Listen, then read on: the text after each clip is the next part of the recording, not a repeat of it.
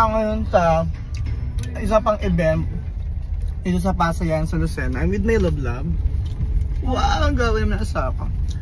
So, it's a fashion show. So, kagabi, galing tayo sa isang Got-Talent, LGBT Got-Talent. Ngayon naman ay fashion show ang pupuntahan natin. Wala lang, gusto ko na magkaroon ng tayo ng a day in a life daily vlog. Kahit late yung upload, at least aware kayo sa mga everyday ganap natin.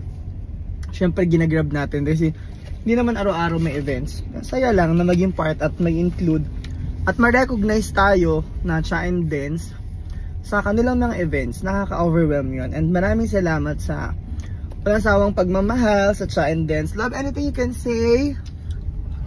Wala na. Yan, lagi naman ganon. At least, pero panoorin niyo yung mga vlog nila ba? Madaldal siya doon, nagsasalita siya. May mga issue, nakikisali na siya sa mga eksena. Kumakain ako ng butcheron. Ezekiel, ang sarap talaga to dahil order na ako dito.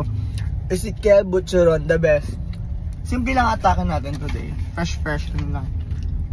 First time mo bang umati na fashion show? Oo. First time nila.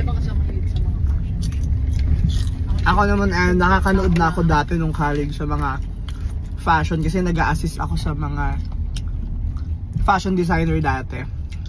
So it's nice to be back na makapanood ulit ng fashion show. So sinimplihan lang namin ang atake. Shirt lang kasi napakainit. Street ano naman siya, kumbaga street fashion siya. Abangan nyo kami doon, let's go!